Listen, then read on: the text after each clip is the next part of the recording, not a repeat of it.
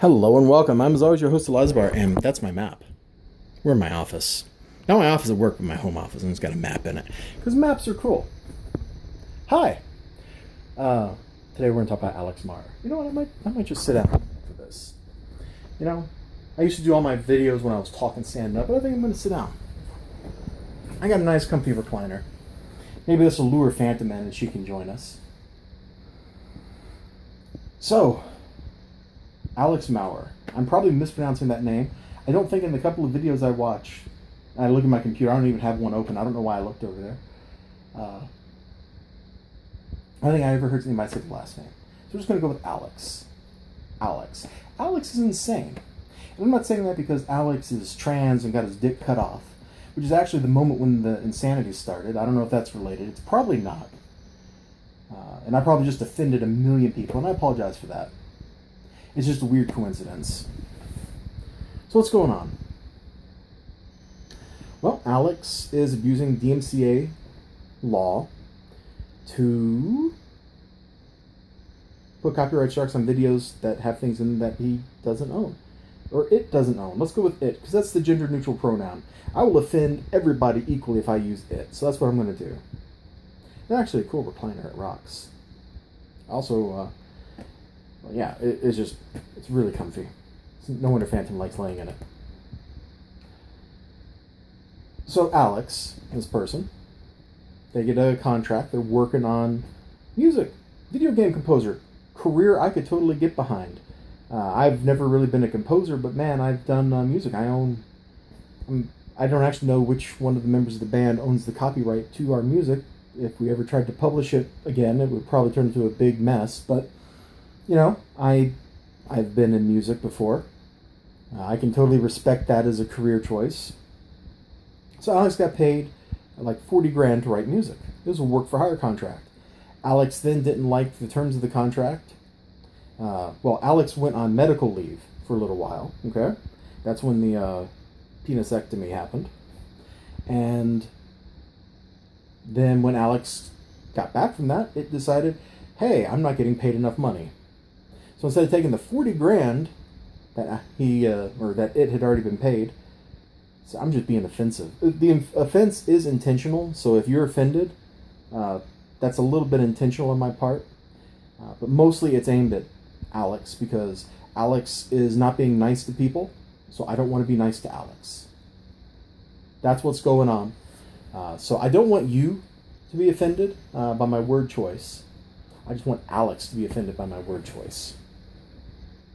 If you're offended for Alex, I'm sorry, but you're crazy, because Alex is a crazy person. We're going to get into that. So Alex files all these copyright takedowns. People's channels, get hit pretty hard. Even if you get them reversed, I mean, that's still like getting a sledgehammer. You lose days of ad revenue. Like, there was one guy, one of Alex's victims. I should say a guy. I don't know the person's gender because I didn't actually check out the channel, but it's a disabled person, and YouTube is their only real source of disposable income. So getting hit by a copyright takedown quite literally ruined that person's life, at least for a few days. It's not cool. Copyright strikes are not cool. The DMCA, the way Alex is abusing it, and that's what the first part of this video is going to focus on, is wrong. There's going to be a link down in the comments, I might have said this already, to a good review article. So you can go check all this stuff out for yourself if you haven't heard of this. I didn't hear about this till like a week ago. I was on my lunch break at work and looking at Ars Technica, and I saw an article. We'll talk about the journalism aspect of this in a little bit. I know the video is probably shaky. It's because my hands are not particularly steady, and I'm also kind of rocking the chair a little bit. That's life. If I had a tripod for my phone, I'd use that, but I don't. So issuing hundreds of takedown notices. Hundreds of them, not just a couple. Same video getting hit multiple times, multiple videos on the same channel getting hit multiple times. Like, it's just a bad day for YouTubers that are covering River City Ransom Underground, and I don't remember the name of the other one, Star Mazer, I think. Bad day. So Alex had a work for hire contract. Somebody else owns the copyright. If you do a work for hire job, someone else owns the copyright to that work. You don't. You don't. The other person does, no matter how much work you did, because you've been paid for it. They gave Alex 40 grand. It took the money. It then, when it got back from its medical break, decided, I'm not getting enough money, and sued everybody. Well, no, that would have been the civilized thing to do, actually, would be just to take everyone to court and sue them. Instead, DMCA notices came out to pressure people, and by people I mean people like me, not actually the companies involved, but just normal people. Anyway, pressuring people so that they would pressure, the publishers. Well, the publishers don't care. In fact, I think River City Ransom Underground, after it got DMCA'd off of Steam, which is what the initial article I read about talked about, came back up and they're removing all the music. So good job, Alex. I hope no one ever hires you again because you're insane. So it goes from there. It's just a contract dispute is how it should be approached. These happen every day. There's nothing wrong with contract disputes. There's nothing immoral about them. This is just normal business. It happens. Two people believe the contract says two different things. You take it to court and see who's right. Alex pulled in a bunch of third parties. Alex then started sending out doxing people, including Alex's own parents. Alex sent death threats to lawyers. Alex is on lawyer number 5 or 6 now. I can't keep up. It's insane. This person is wrong. They know they're wrong, and they just can't admit it. It can't admit that it's wrong.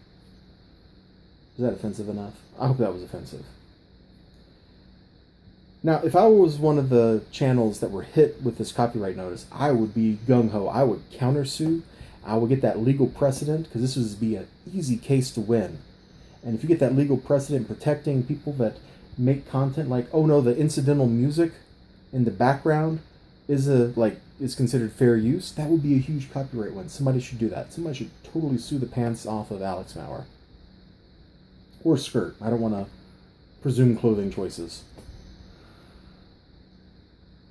Instead, like good YouTubers, everybody just pretty much takes it meekly and makes videos about it.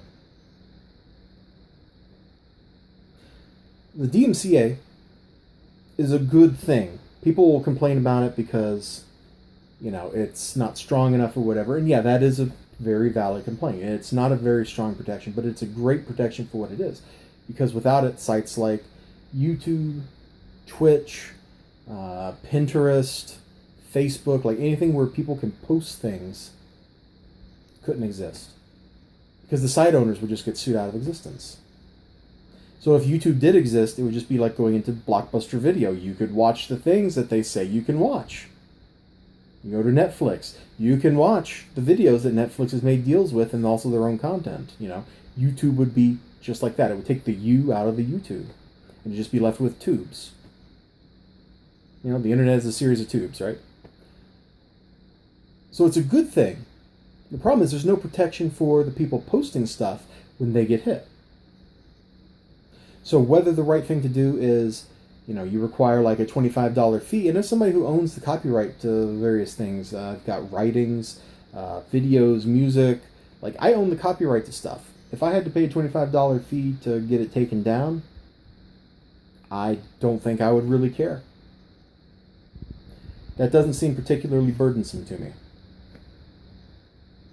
I really gotta get a tripod for my phone, or maybe I should use one of my flip cams to record this instead, because I do have a tripod for that, but well, it's too late now.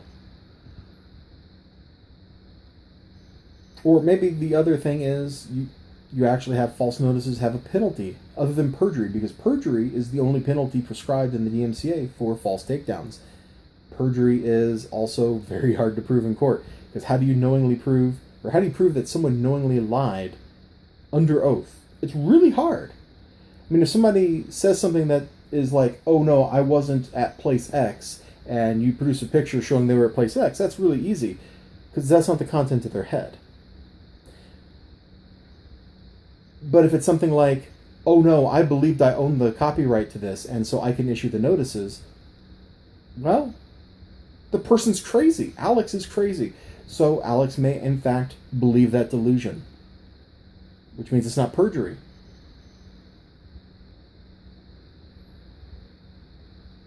So maybe false takedown notices Like, you get one false notice, you can't issue more for a day, you get 3, you're banned for a year. Like, have it escalate wildly. Or have financial penalties that are, each false takedown notice is 1% of the copyright owner's revenue. Which just means corporations would play shell games with who owns copyrights.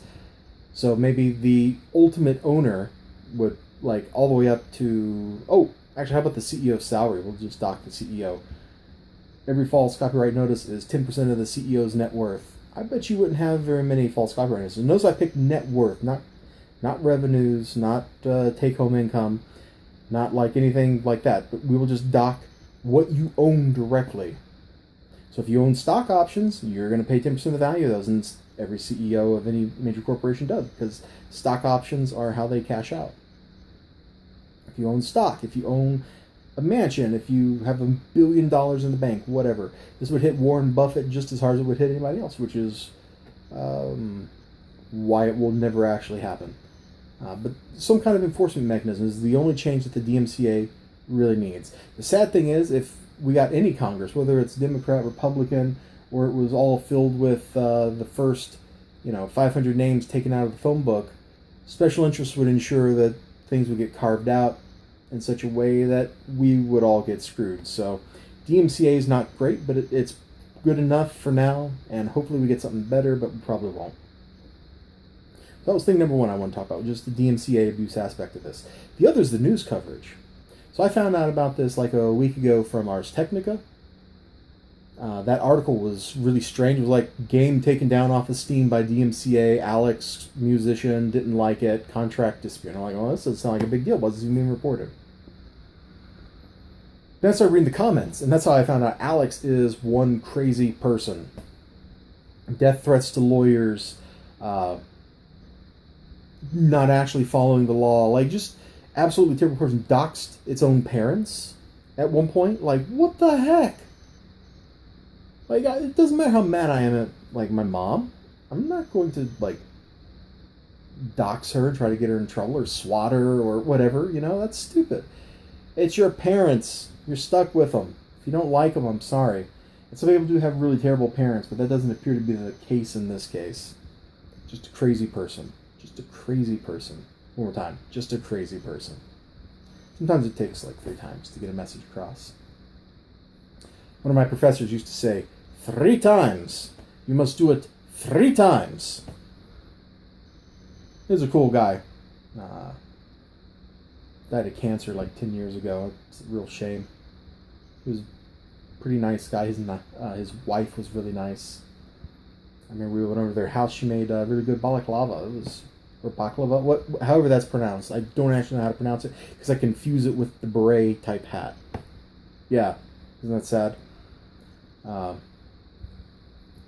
So the news coverage, Destructoid put out this article that's very glowingly in favor of Alex.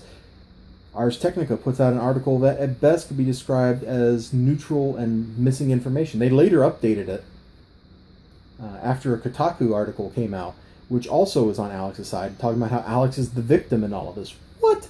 Alex is sending death threats. Alex is ruining people's lives. Alex is not the victim. Alex is the perpetrator of disaster. Alex needs to be excised from the community of decent people. Alex needs to not ever get a job again. Alex needs to understand what it is that Alex was doing to that disabled YouTuber.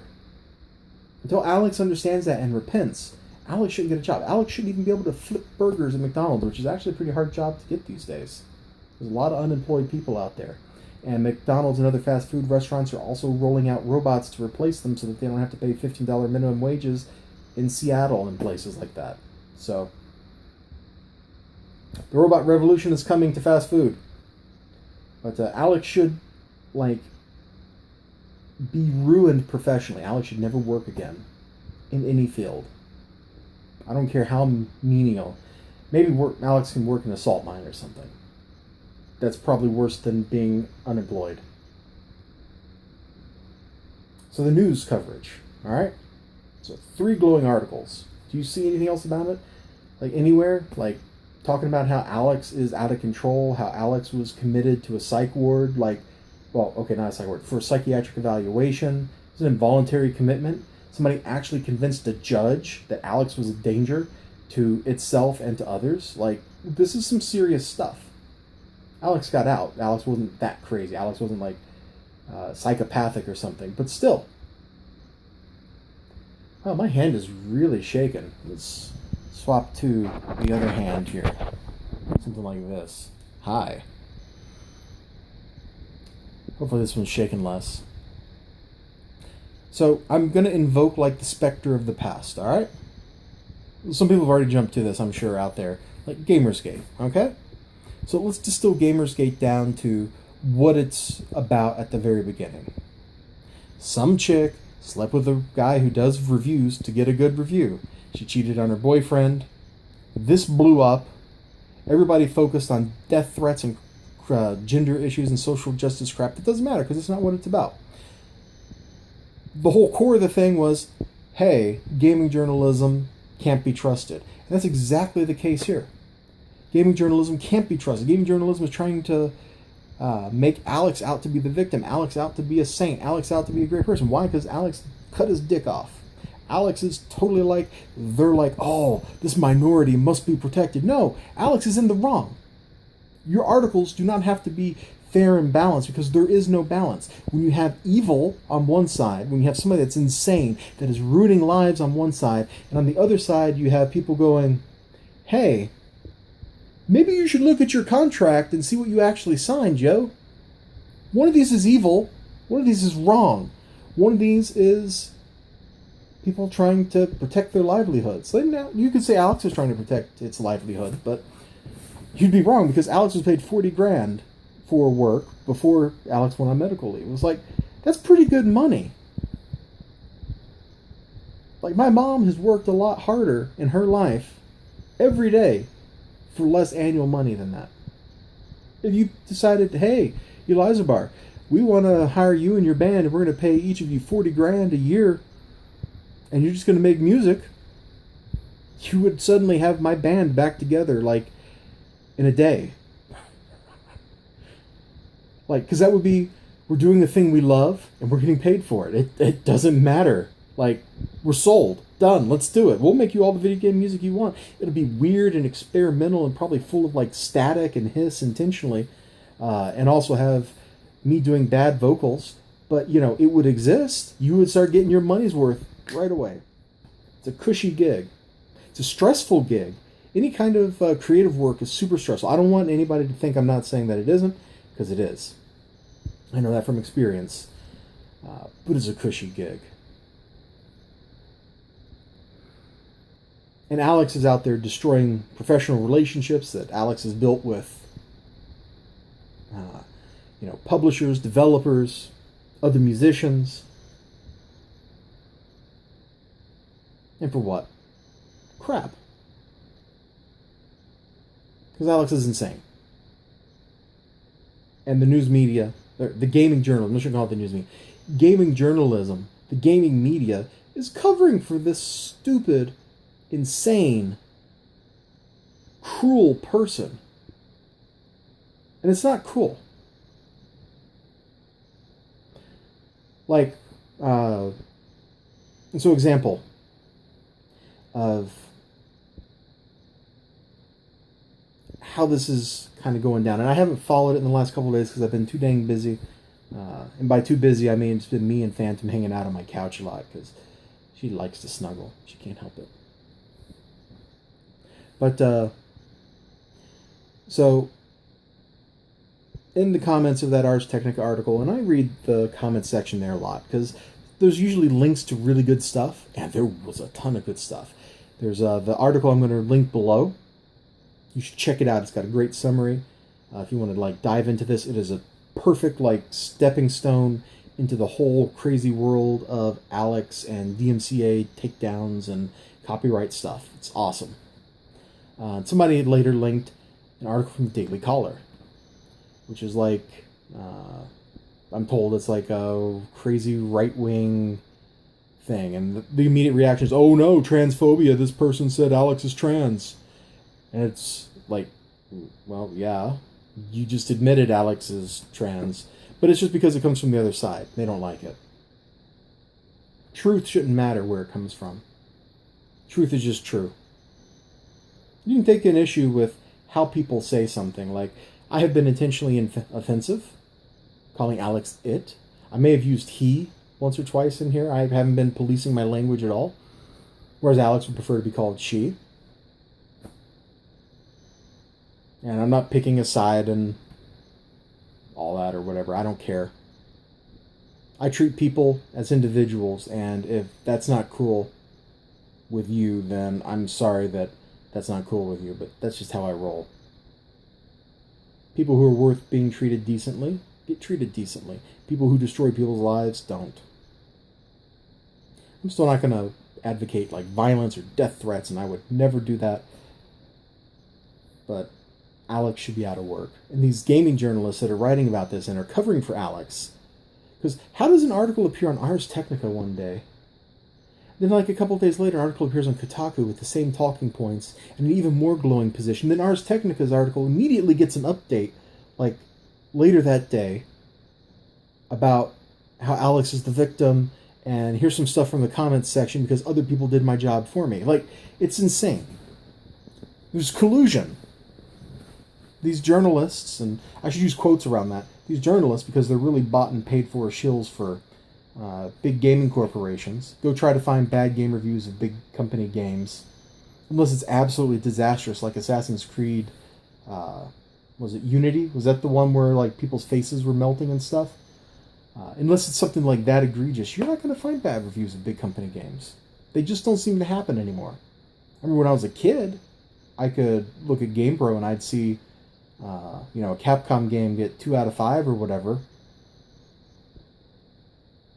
Don't really think that happens very often.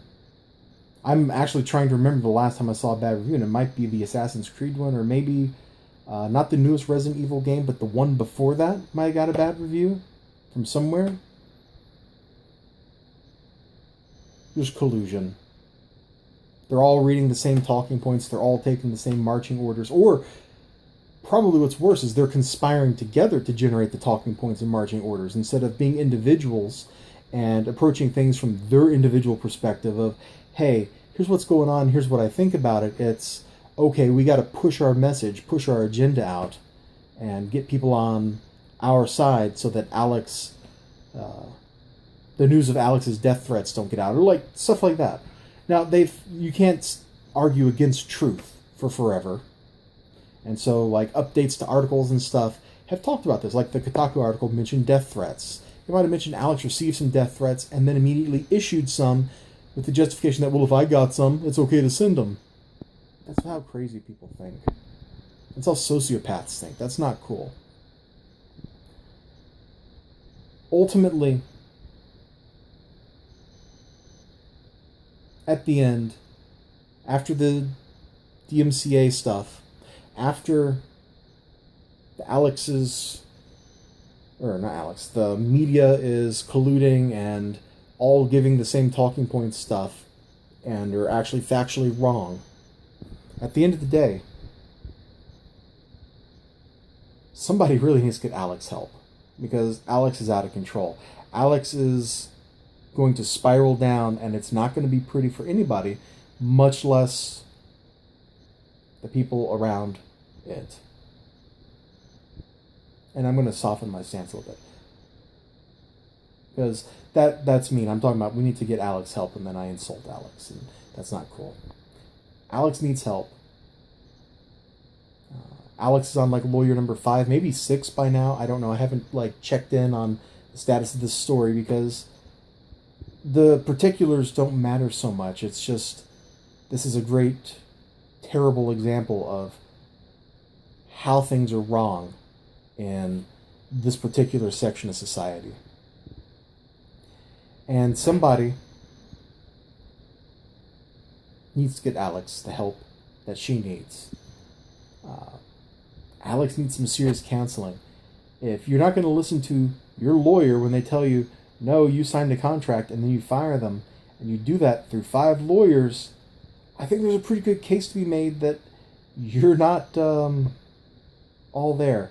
And if that involuntary psychiatric exam, the evaluation that Alex had been forced to do had turned up something, Alex would probably be in a better spot. But the bars for involuntary psychiatric confinement are very high, and they're very high for a good reason, because back in the 50s and 60s and 70s, before deinstitutionalization happened, I hope I pronounced that right, deinstitutionalization, those things were abused. Now, granted, there's a lot of people that probably should be in psychiatric hospitals that are instead in prisons, and that's bad. And as much vitriol as I have expressed towards Alex, like, Alex needs to never work again, like stuff like that, I don't actually want Alex to get hurt. I don't want anybody to get hurt. I want everybody to have great lives. I want everybody to be able to do the thing they want to do and have a good life doing it. And to meet good people and to hang out with them and have a great time. You know, that's like what I'm all about.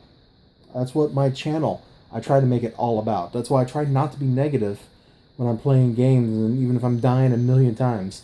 You know, I'll get mad at myself, but I try not to get mad at the game or anything around me, because that's immature. It's not the game's fault. It's not other people's fault. It's just me. And being able to laugh it off at the end is great. Like, I was doing this one stupid jump in Mirror's Edge for like 40 minutes or something, and I finally made it. But in the middle, I recorded another video that was just me dying a lot. And, you know, I can look back on that and I can just laugh, because that was really silly how I couldn't master that one stinking jump. And I thought, you know what, other people will probably be amused by this, so out that went. It got posted up as a video. So hopefully somebody can help Alex, or get Alex to help herself. Yeah, I reckon I've said everything I wanted to say, and I've rambled a lot. I wish the DMCA was more protective of content creators, of fair use. I wish that gaming journalism was more independent and less prone to groupthink. And I'm probably going to be accused of being like, you know, psychopathic or transphobic or, you know, all sorts of crap for this video, because that's just how people are when they see something that doesn't agree with them completely. Like, oh, he thinks different things than I think, I must destroy him. That's not cool.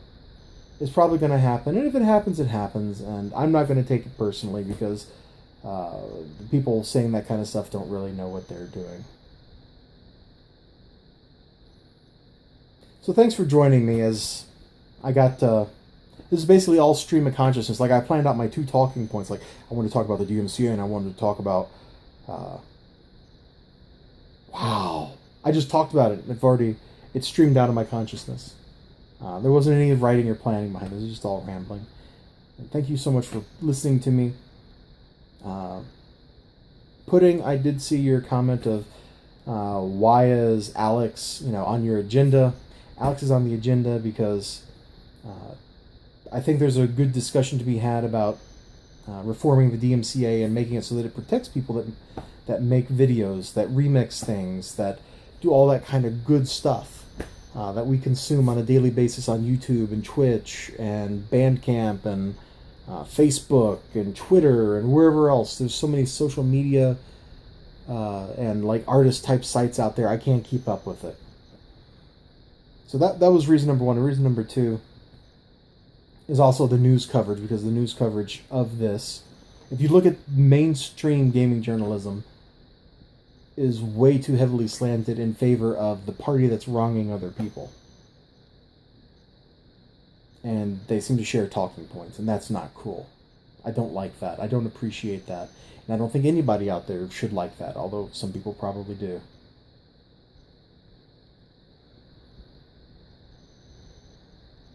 Also putting Lisa the Painful.